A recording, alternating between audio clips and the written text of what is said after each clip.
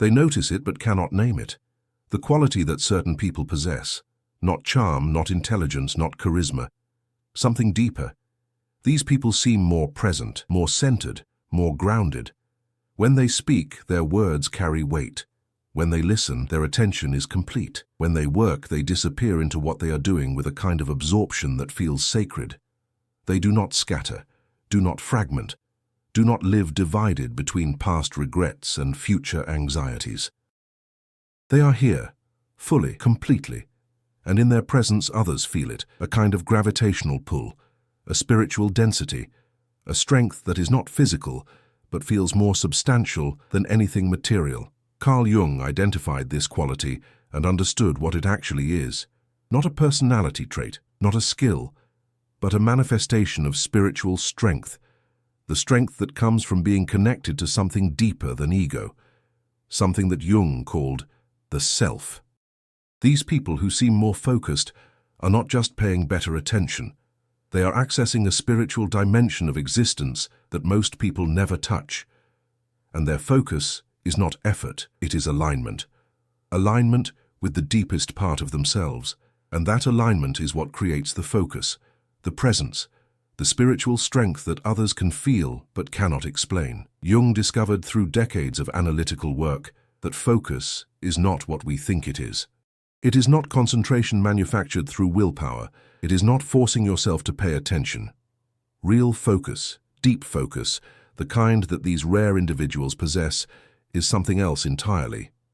It is the natural result of psychological integration, of the conscious ego becoming aligned with the unconscious self. Jung taught that most people live fragmented, their ego pulling one direction, their shadow pulling another. Their persona performing for the world, while their authentic self suffocates in darkness. They are divided, split, living multiple competing narratives simultaneously, and this fragmentation destroys focus, makes sustained attention impossible, creates the scattered, distracted, perpetually restless state that characterizes modern consciousness. But the people Jung identified, the ones with what he called spiritual strength, they are not fragmented.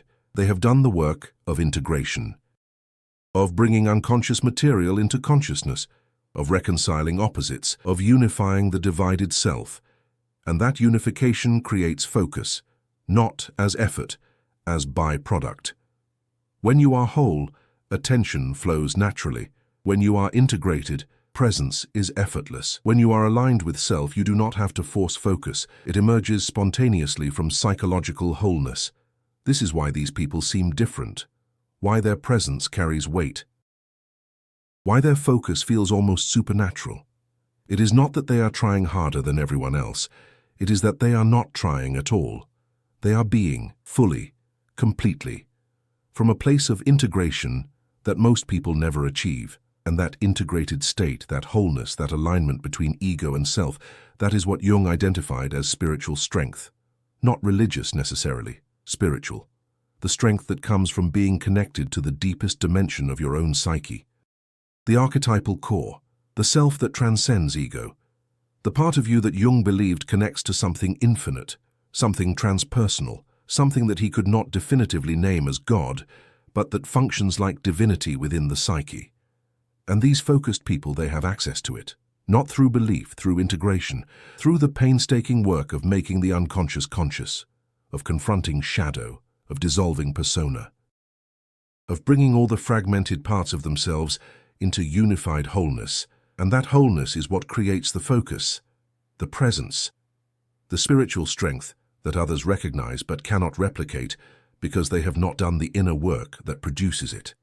Today they are going to see the four manifestations of this spiritual strength: the capacity for sustained attention that transcends distraction, the presence that makes others feel seen and held, the inner authority that requires no external validation, and the creative power that flows from alignment with self. Look at these four qualities, not with envy, not with the belief that some people are just born this way, but with the understanding that spiritual strength is cultivated, that focus is earned, that presence is the reward for integration, that these rare individuals who possess what Jung called spiritual strength are not special by accident.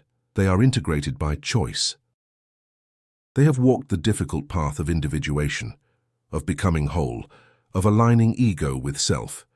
And what looks like exceptional focus is actually just what naturally emerges when a human being stops living fragmented and starts living integrated, when they stop being divided and start being whole, when they stop performing and start being. Jung believed that this is the ultimate task of human development, not success, not achievement, not accumulation, but individuation. Becoming who you actually are beneath all the conditioning. And focus, real focus, spiritual focus, is what happens when you complete that task, when you integrate, when you become whole, when ego and self align. Make your choice. Which quality do they recognize in the focused ones and then stay? Because what comes next will not give them techniques for better concentration. It will show them what focus actually is, why it emerges from spiritual strength, and how that strength is cultivated through the psychological work that most people avoid, but that transforms everything for the ones who embrace it. If they recognize the sustained attention, the capacity to remain focused on a single task or conversation for extended periods without being pulled away by distraction, they have identified the first manifestation of spiritual strength. These people do not multitask. Do not check their phone mid-conversation. Do not let their mind wander while you are speaking. When they are with you, they are fully with you. When they are working, they are fully working. Their attention does not fragment, does not scatter, does not dilute across multiple stimuli. And this is not discipline, not willpower, not forcing themselves to pay attention. It is the natural state of a psyche that is integrated. Jung understood that distraction is not a failure of attention.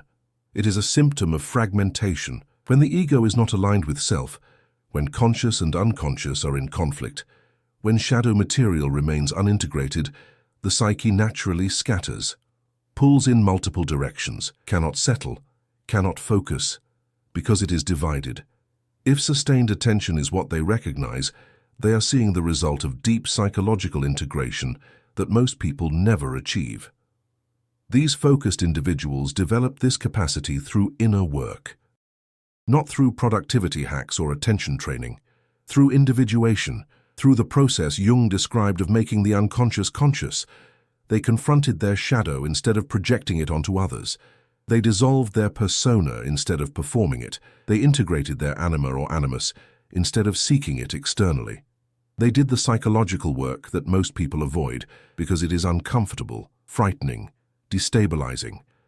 And that work unified their psyche, brought conscious and unconscious into alignment, created wholeness where there was fragmentation, and wholeness produces focus naturally. When you are not fighting yourself internally, when all parts of you are moving in the same direction, attention flows effortlessly.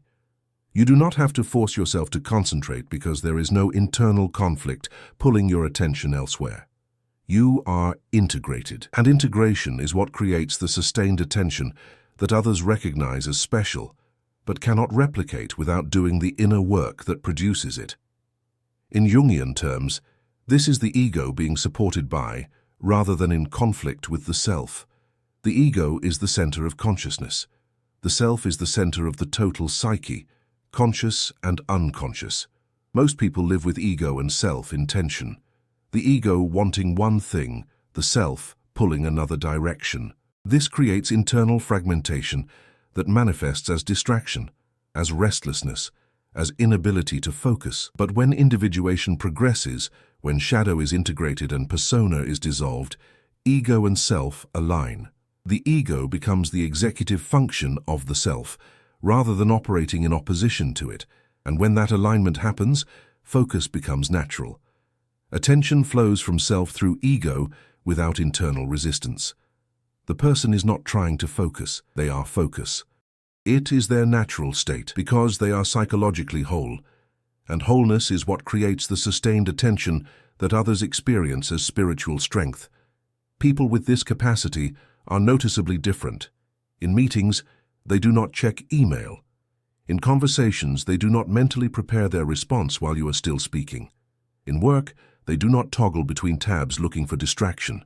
They are present, fully, and their presence is magnetic. Others want to be around them because being in their attention field feels rare and precious, because it is. Most people are so fragmented that they can barely attend to their own experience, let alone someone else's, but these integrated individuals have attention to spare, not because they are trying harder, but because they are not wasting energy on internal conflict. All their psychological resources are available for presence, for focus, for deep engagement with whatever is in front of them. And that creates a quality of interaction that others can feel but cannot name. It feels spiritual because it is. It is the manifestation of psychological wholeness, of ego aligned with self, of a human being functioning as they were designed to function when all parts are integrated and working together instead of fighting each other for control. Breaking into this capacity does not happen through attention training. It happens through shadow work, through sitting with the parts of yourself you have rejected and reintegrating them, through recognizing where persona has replaced authenticity and choosing truth over performance, through doing the uncomfortable work of making unconscious material conscious, of confronting the archetypes, of individuating. Jung taught that this is lifelong work, but even beginning it creates noticeable changes in focus capacity. Because as you integrate even a small amount of shadow material, you free up energy that was going to internal conflict. As you dissolve even a piece of persona, you reduce the cognitive load of constant performance, and that freed energy becomes available for focus, for presence, for sustained attention that feels effortless because it is not being drained by internal warfare. The sustained attention they recognized is not a skill, it is a state, the state of psychological wholeness. And accessing that state requires the inner work that most people avoid, but that transforms everything for those who embrace it. If this revealed what they recognize, subscribe to understand how spiritual strength creates focus. Comment which quality they see. Their recognition might help others understand what they're witnessing. If they recognize the presence, the quality of being so fully here that others feel witnessed, held, seen in a way that is rare and profound, they have identified the second manifestation of spiritual strength. These people do not just listen to your words. They hear what is beneath the words. They do not just see your face, they perceive your state. When you are with them, you feel like the only person in the world. Like everything you say matters. Like you are being held in attention so complete that it creates a kind of sacred space. And this is not performance, not technique, not something they learned in a communication workshop. It is the natural emanation of a psyche that is integrated and connected to self. Jung understood that real presence is impossible for a fragmented ego. When you are divided internally, when parts of you are in conflict, when shadow remains unintegrated and persona dominates, you cannot be fully present for another, because you are not fully present for yourself. If presence is what they recognize, they are witnessing the result of deep spiritual work that creates the capacity to hold space for others, because the person has learned to hold space for all parts of themselves. These present individuals cultivated this capacity through self-acceptance, through the Jungian work of embracing shadow instead of rejecting it. Most people cannot be fully present because they are constantly monitoring themselves, making sure they are saying the right thing, appearing the right way, not revealing anything that might be judged. This internal monitoring fragments attention, creates a split where part of awareness is on the other person and part is on managing self-presentation. But people who have integrated their shadow, who have done the work of accepting all parts of themselves, including the parts they were taught were unacceptable, they are not monitoring, they are not performing, they are being, and being creates presence. When you are not worried about how you appear, all your attention becomes available for the other person. When you are not managing what you reveal, you can receive what they are revealing. When you have accepted yourself fully, you can accept others fully. And that full acceptance is what creates the quality of presence that makes others feel truly seen. In Jungian psychology, this is the capacity to hold the tension of opposites without collapsing into one side. Jung taught that maturity is not choosing between opposites, but holding both. Light and dark, strength and vulnerability, joy and sorrow. And people with spiritual strength have developed this capacity within themselves. They can be with their own pain without avoiding it, can acknowledge their own darkness without being consumed by it, can accept their own complexity without trying to simplify it. And because they have developed this capacity internally, they can extend it externally. They can be with others' pain without needing to fix it, can witness others' darkness without judging it, can hold others' complexity without reducing it to something more manageable. This creates a quality of presence that is therapeutic, that is healing. Not because they are doing anything, but because they are being someone who is integrated enough to hold space for whatever arises without needing it to be different. People who possess this presence are rare and valuable. In their company, you feel permission to be real, to stop performing, to let your guard down, because they are not guarded. They are open, not naively, not without boundaries, but open from a place of strength. The strength that comes from having confronted and integrated their own shadow, from having accepted their own complexity, from having made peace with their own darkness. And that inner peace creates outer presence. You can feel it when you are with them.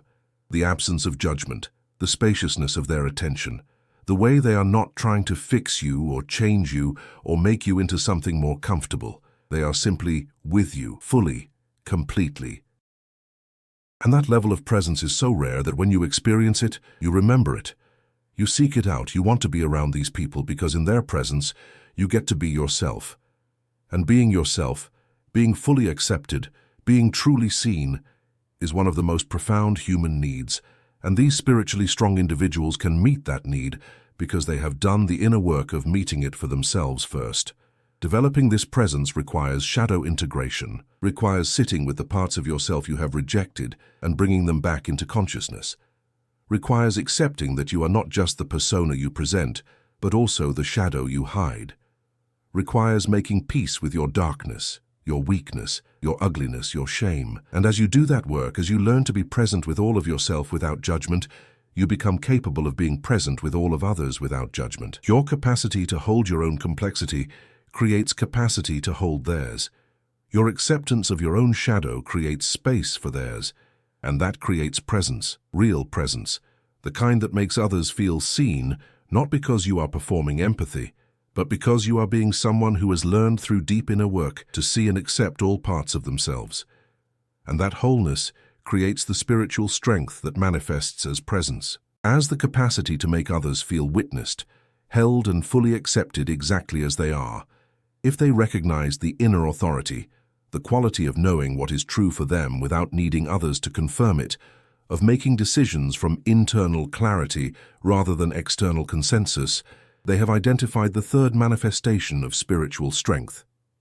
These people do not seek validation, do not need approval, do not change their position based on who is in the room. They have a center, a core, an internal knowing that does not waver when challenged or questioned.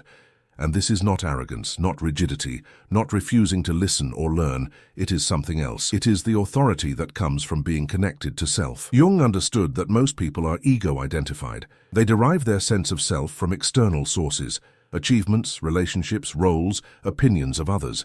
But people with spiritual strength are self-identified. Their sense of who they are comes from the archetypal core, from the transpersonal center of the psyche.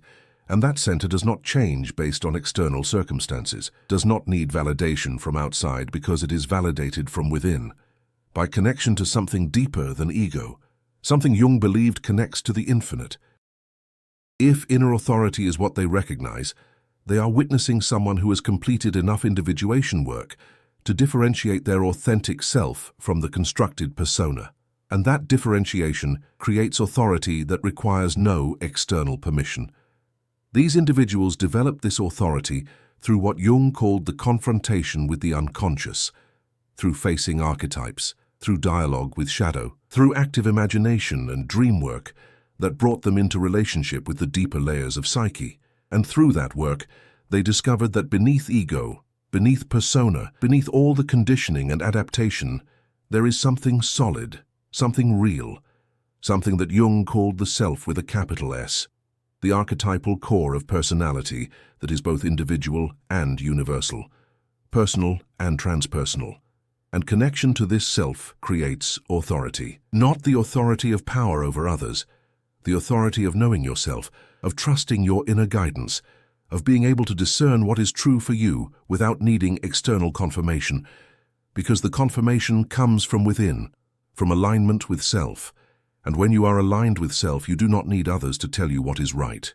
You know, not intellectually, intuitively, from a place deeper than thought. In Jungian terms, this is the development of what he called the transcendent function, the capacity to hold the tension between conscious and unconscious and allow a third thing to emerge that transcends both. Most people collapse into either ego or unconscious, either rational thought that ignores intuition or unconscious impulses that override reason. But people with spiritual strength have developed the transcendent function. They can hold both, can listen to reason and intuition, can integrate conscious knowing and unconscious wisdom, and from that integration, decisions emerge that carry authority, not because they can justify them rationally, but because they know intuitively that this is right, this is true, this is aligned, and they trust that knowing even when others disagree, even when it does not make logical sense, even when it costs them relationships or opportunities, because their authority comes from self. And self is more trustworthy than any external voice. People with this inner authority are not swayed by consensus. In group settings, they will voice unpopular opinions if that is what they know to be true. In relationships, they will maintain boundaries even when pressured to compromise them. In career decisions, they will choose paths that align with self even when those paths look irrational to others, and they do not do this as rebellion. They do not define themselves in opposition to external expectations. They simply know what is true for them, and they follow that truth. This makes them powerful, not power over others, power as in agency, as in self-determination, as in the capacity to direct their own life from internal knowing rather than external should. And others feel this power, feel that these people cannot be manipulated or pressured or guilted into betraying themselves, that they have something solid at their core, something that does not bend to opinion or fashion or peer pressure. And that solidity is what Jung identified as spiritual strength, the strength of being connected to self. Developing this authority requires individuation work, requires differentiating authentic self from adapted persona. This means questioning every should, every belief you inherited without examination, every role you perform without conscious choice. And asking, is this mine? Is this true for me? Or is this what I learned to be to survive, to be loved, to fit in? And then having the courage to shed what is not yours, to stop performing persona, to stop seeking external validation for internal knowing, to trust the quiet voice of self even when the loud voices of world tell you you are wrong. Jung taught that this is terrifying work, because choosing self over external expectation feels like death. Feels like losing connection, approval, belonging, but it is not death, it is birth of authentic authority, of inner knowing that does not need external permission, of spiritual strength that comes from being aligned with the deepest truth of who you are. And that alignment is what creates the inner authority others recognize as special, as rare, as the mark of someone who has done the work most people avoid, the work of becoming who they actually are instead of who they were told to be. If they recognize the creative power, the ability to produce work or ideas or solutions that feel original, generative, alive, they have identified the fourth manifestation of spiritual strength. These people create from a different place, not from ego trying to prove something, not from persona trying to impress someone, but from connection to self, from the deep archetypal layers of psyche where Jung believed all true creativity originates. Their work carries a quality that is hard to define but impossible to miss. It feels authentic, original, like it came from somewhere real, and it did. It came from the unconscious made conscious, from the integration of opposites, from the alignment of ego with self that opens channels to what Jung called the collective unconscious, the transpersonal realm where archetypes live, where myths originate, where human creativity sources itself. If creative power is what they recognize, they are witnessing someone who has done enough individuation work to become a channel for forces larger than personal ego, and that makes their creative output feel different, feel powerful, feel like it carries something beyond individual cleverness, something spiritual.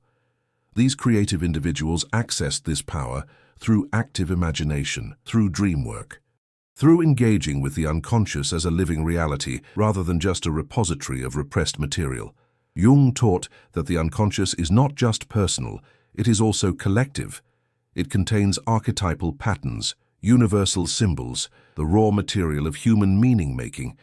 And most people never access this layer they create from ego, from conscious thought, from what they already know. But people who have done deep individuation work, who have learned to dialogue with unconscious material, who have made the descent into the archetypal layers of psyche, they can create from a different source. From the collective unconscious, from the place where human creativity has always sourced itself, where myths come from, where great art originates, where scientific breakthroughs emerge, and creations from this source carry a different quality. They resonate.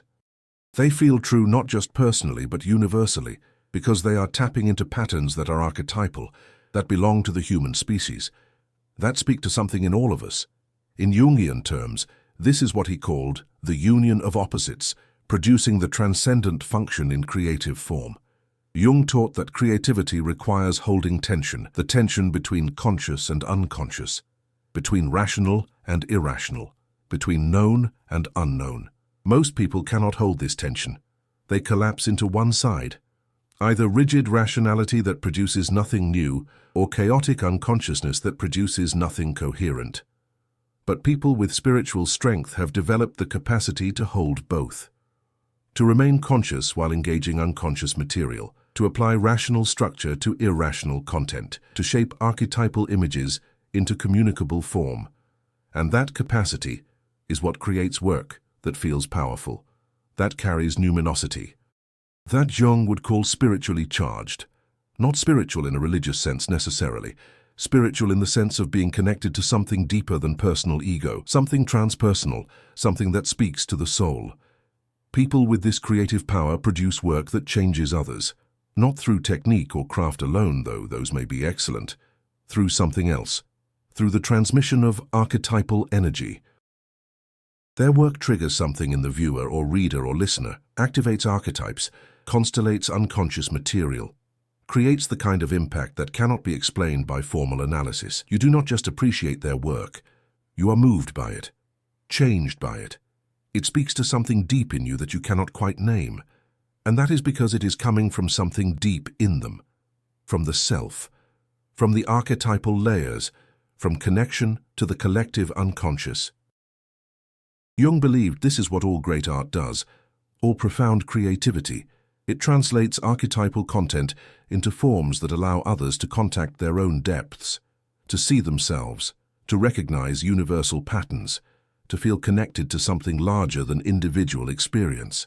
Developing this creative power requires becoming comfortable in the unconscious, requires learning to move between conscious and unconscious realms without losing yourself in either. This means developing what Jung called ego strength, not ego inflation, ego strength, the capacity to maintain conscious awareness while engaging unconscious material, to descend into the archetypal depths and return with something, to dialogue with shadow, with anima or animus, with archetypal figures, and bring back images, insights, innovations. This is the work of active imagination, of amplification, of engaging dreams and symbols as living realities rather than just curiosities. And as you do this work, as you develop comfort in the unconscious, your creative capacity changes. You stop creating from effort, from trying to be original, from ego attempting to prove itself, and you start creating from alignment, from connection to self, from being a channel for archetypal material that wants to be expressed. And that shift is what creates the work that others recognize as powerful, as carrying spiritual strength, as coming from somewhere deeper than personal ego, as manifestation of the creative force that Jung believed flows through humans when ego and self align and unconscious material becomes conscious in form.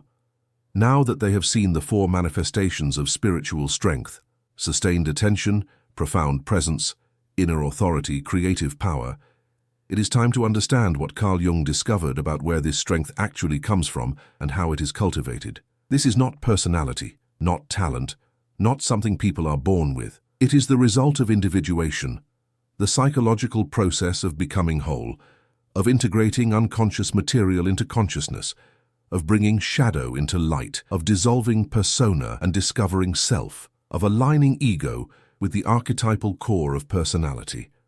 Jung spent 50 years studying this process, and he concluded that spiritual strength, The quality these rare individuals possess is the natural byproduct of psychological integration. When the psyche becomes whole, when conscious and unconscious work together instead of against each other, when ego serves self rather than fighting it, certain capacities emerge spontaneously. Focus, presence, authority, creativity, not as achievements, as manifestations, as the natural state of an integrated human being. Jung taught that most people live fragmented. Their ego identifies with persona, the social mask, and rejects shadow, the parts deemed unacceptable. This creates internal war, conscious fighting unconscious, ego suppressing what it cannot accept, and this war consumes enormous psychological energy, creates distraction because attention is pulled to internal conflict, destroys presence because you cannot be fully here when parts of you are fighting each other, undermines authority because a divided self cannot know what is true, blocks creativity because ego refuses to engage the unconscious material that feeds it.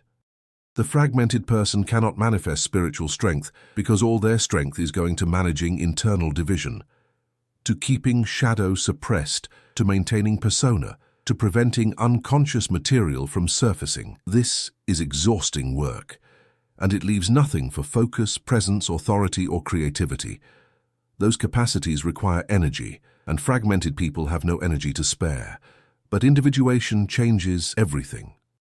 When you do the work of making the unconscious conscious, when you confront shadow instead of projecting it, when you integrate rather than suppress, the internal war ends. Not because all conflict disappears, but because you learn to hold conflict consciously instead of being torn apart by it unconsciously. You develop what Jung called the transcendent function, the capacity to hold opposites without collapsing into one side, to be both strong and vulnerable, both rational and intuitive, both individual and connected, and holding these opposites creates a third thing, a psychological state that transcends either pole. Jung called this state the self, the integrated totality of the psyche. And connection to self is what creates spiritual strength, not as something you cultivate directly, as something that emerges naturally when the work of integration is done. The four qualities they recognized, sustained attention, presence, authority, creativity, are all expressions of self.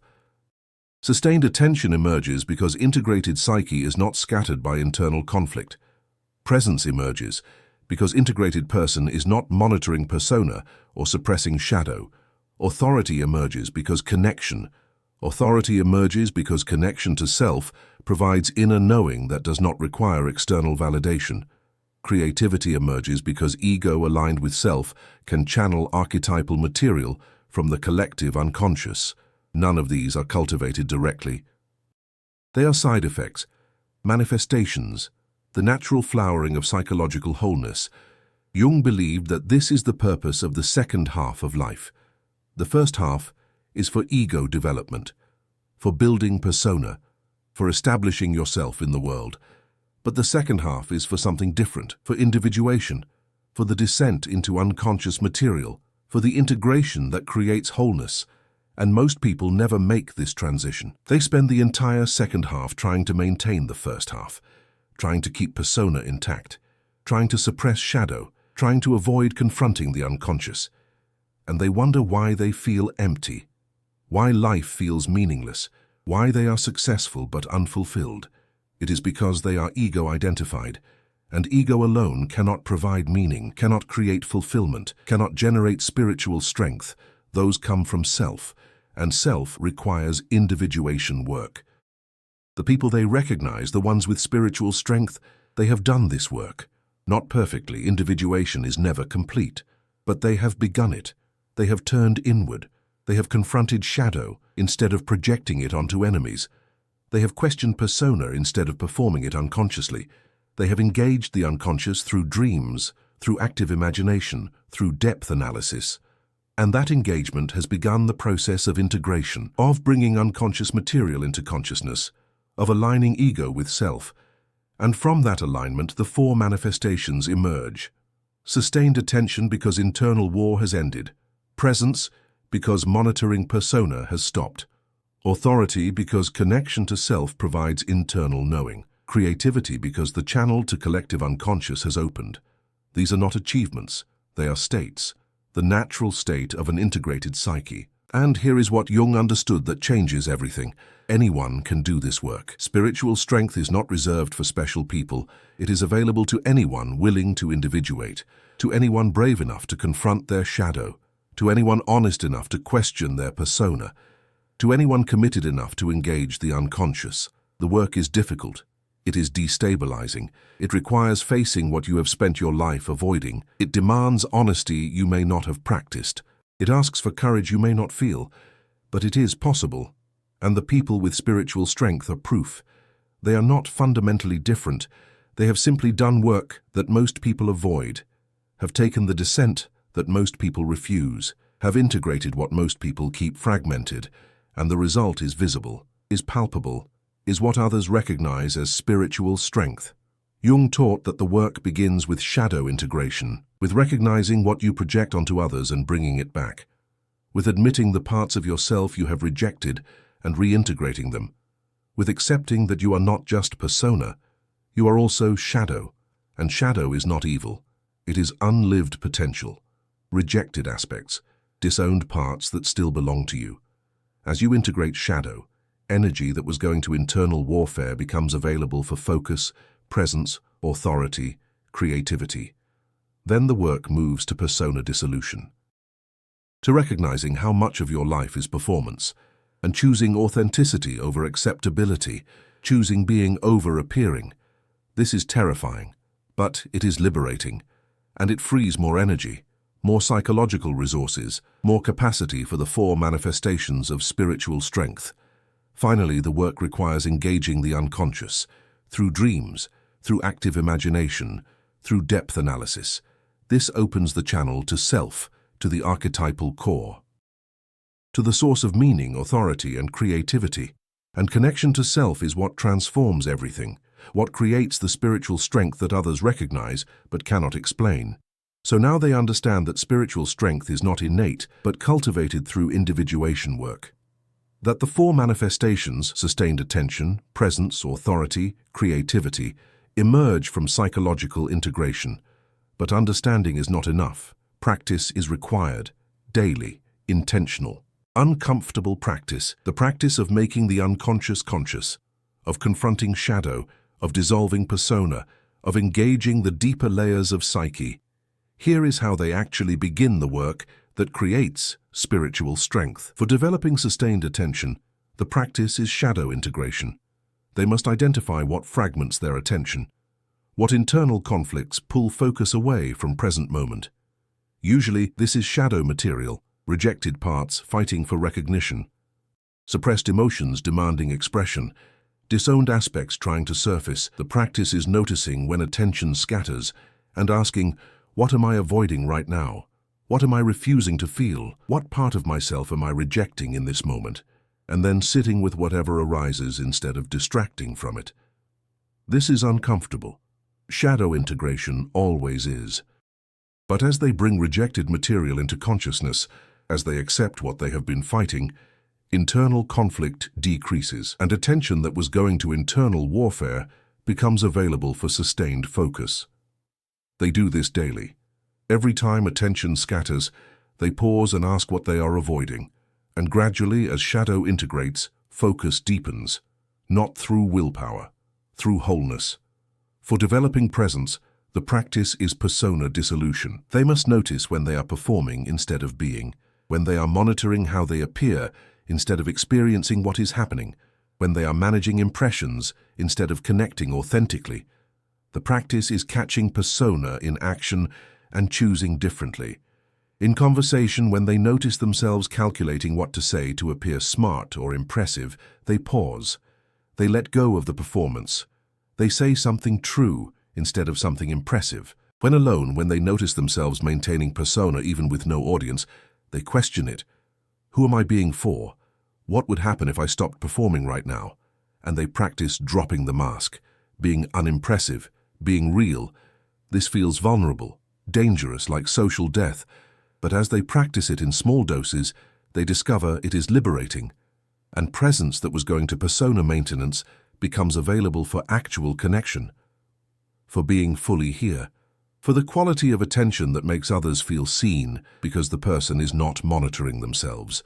They are actually present. For developing inner authority, the practice is differentiation. They must learn to distinguish between conditioned beliefs and authentic knowing, between what they were taught they should believe and what they actually know to be true. This requires questioning everything. Every belief they hold, they examine. Is this mine? Did I choose this, or did I inherit this? Did I question this, or did I accept it without examination?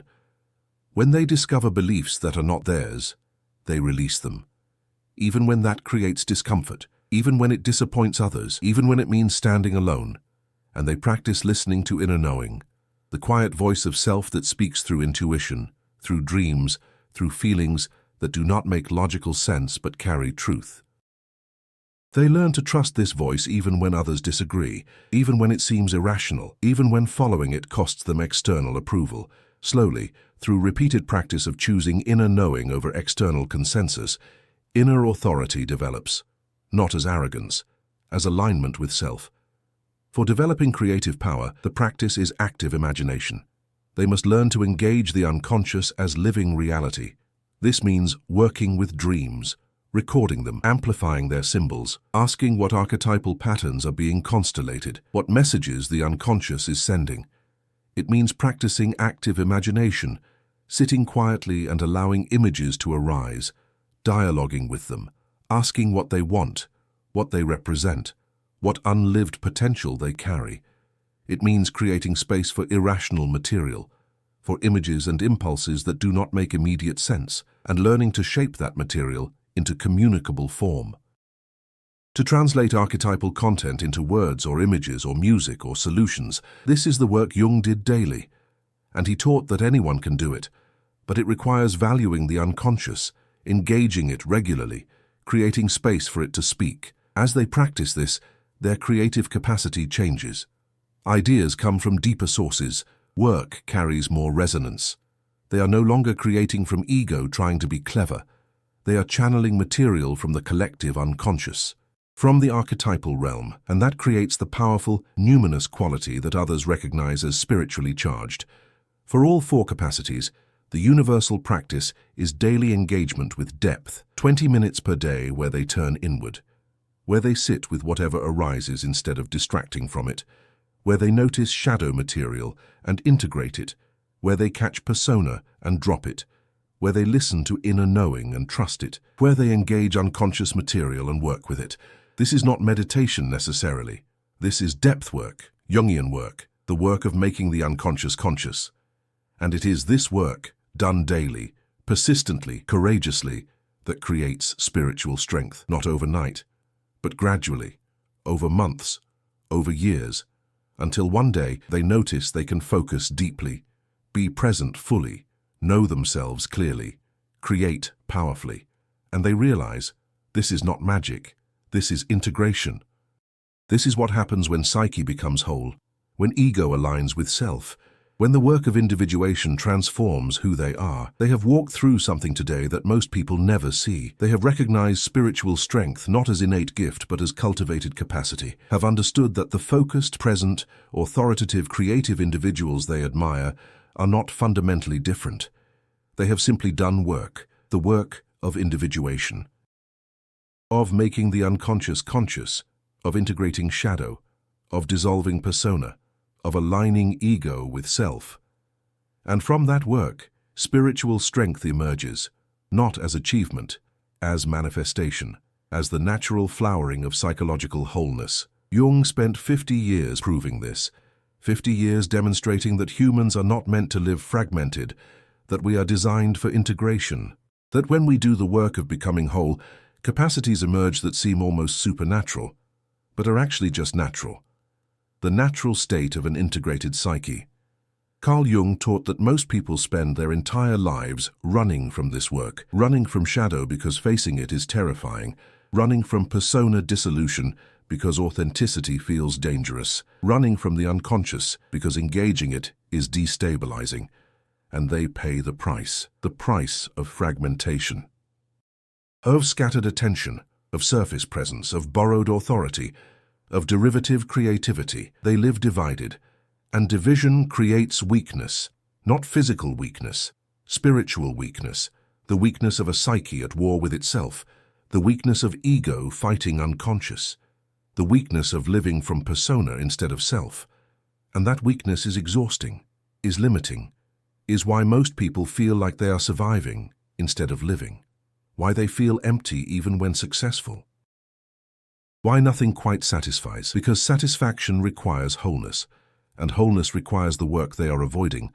But there is another way, the way Jung mapped, the way individuation offers, the way of confronting what you avoid instead of running from it, of integrating what you reject instead of fighting it, of becoming whole instead of staying fragmented. And the people with spiritual strength, the ones who seem more focused, more present, more authoritative, more creative, they are walking this way. Not perfectly. Individuation is lifelong. But they are walking it. And that makes all the difference, makes them capable of sustained attention while others scatter, makes them able to be fully present while others perform, makes them possess inner authority while others seek external validation, makes them create from depths while others produce from surfaces. The difference is not talent, not personality, not genetics. The difference is work, the inner work that creates outer strength, the psychological work that produces spiritual capacity. Which manifestation did they recognize? Sustained attention, profound presence, inner authority, creative power. And having recognized it, what will they do? Will they continue believing spiritual strength is something people are born with, something reserved for special souls, something they could never possess? Or will they understand what Jung proved? That spiritual strength is cultivated, that anyone willing to individuate can develop these capacities. That the work is difficult but possible, that the path is clear even if demanding. Share what they recognized in the comments. Their awareness might help someone else see that what they admire in others is accessible through work. Subscribe for more on Jungian psychology and the path to spiritual strength. 2 more videos appearing now. Choose one to continue. Until we meet again, remember this. People who seem more focused possess a special spiritual strength. But that strength is not special in the sense of rare or reserved. It is special in the sense of cultivated, of earned through inner work, of developed through the painstaking process of making the unconscious conscious, of integrating shadow instead of projecting it, of dissolving persona instead of performing it, of aligning ego with self instead of letting them fight. This work is available to anyone, but most people will not do it. Will continue living fragmented, will wonder why others seem to possess something they lack, will never understand that what they lack is not capacity, but willingness. Willingness to descend into the unconscious, to confront the shadow, to question everything, to integrate what has been rejected, to become whole instead of staying divided. Jung believed this is the ultimate purpose of human life, not success, not achievement, not accumulation, but individuation.